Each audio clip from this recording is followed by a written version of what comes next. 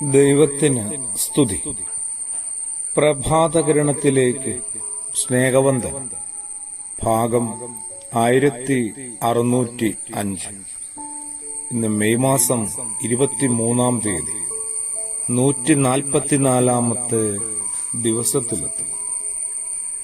യോഹന്നാൻ മാബ്ദാനയുടെ ജനനത്തെക്കുറിച്ച് മാലാഖമാരുടെ അറിയിപ്പില്ലേ?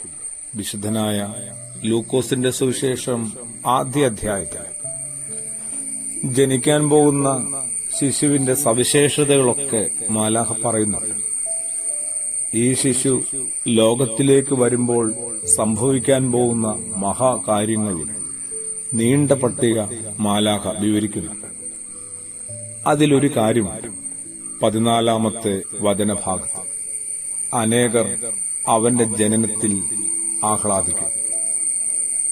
അങ്ങനെ മറ്റുള്ളവർക്ക് ആഹ്ലാദം പകരുന്ന ഒരു ജന്മവും ജീവിതവുമാണ് ഓരോ ക്രിസ്തു ശിഷ്യന്റേതും. സ്വയമൊന്ന് ചോദിക്കേണ്ടതാണ്, ഇവനൊക്കെ പിറക്കാതെ പോയിരുന്നെങ്കിലെന്ന് മറ്റുള്ളവരൊക്കെ ശപിക്കുന്നുണ്ടാവും. അങ്ങനെ മനുഷ്യജന്മമുള്ള ഒരു കാലഘട്ടത്തിലാണ് നമ്മൾ ജീവിക്കുന്നത്.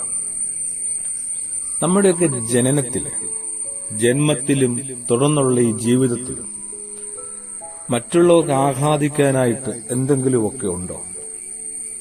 ഒരിക്കൽ പശുവും പന്നിയും കൂടി കണ്ടുമുട്ടി അവരുടെ കുശലാന്വേഷണത്തിനിടയിൽ പന്നി ഇങ്ങനെ ഒരു പരിഭവം പങ്കുവെക്കുമായിരുന്നു. നിന്നെ എന്തുകൊണ്ടാണ് എല്ലാവരും ഇത്രത്തോളം കാര്യമായി പരിഗണിക്കുന്നത്? എന്നെ ആർക്കും ഒട്ടും ഇഷ്ടമില്ല. പശുവിന്റെ മറുപടി ശ്രദ്ധേയമായിരുന്നു.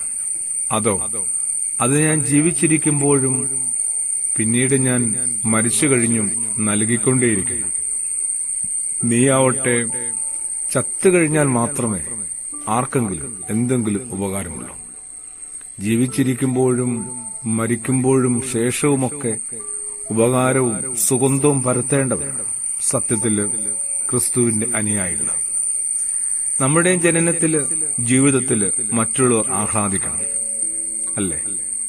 പല മനുഷ്യജീവിതത്തെയും ഓർത്തെടുക്കുമ്പോൾ മരണശേഷം പോലും ഒരു ഉപകാരമില്ലാതെ പോകുന്ന മനുഷ്യരാണ്. തുടർന്ന് വിശുദ്ധനായ ലൂക്കോസ് യോഹന്നാൻ മാബ്ദാനെ കുറിച്ച് ഇങ്ങനെയും കൂടി പറയുന്നുണ്ട്, കർത്താവിന്റെ സന്നിധിയിൽ അവൻ വലിയവനായിരിക്കും. അതെ, മാലാഖയുടെ അറിയിപ്പിന്റെ തുടർച്ച തന്നെയാണ്. ദൈവസന്നിധിയില് ഒരുവൻ വലിയവനായി മാറുന്നു. മറ്റു മനുഷ്യർക്ക് ഒരുവന്റെ ജീവിതം ആഹ്ലാദത്തിന് ആശ്വാസത്തിനൊക്കെ മുഖാന്തരമാകുമ്പോൾ ദൈവസന്നിധിയില് ഒരു ഉയർന്ന ജീവിതത്തിലേക്ക് മാറ്റപ്പെടുകയാണ്. അതിനാണ് ഞാനും വിളിക്കപ്പെട്ടത്. അതിനുവേണ്ടിയാണ് ഞാനും പരിശ്രമിക്കേണ്ടത്, പ്രാർത്ഥിക്കേണ്ടത്. ആമേൻ.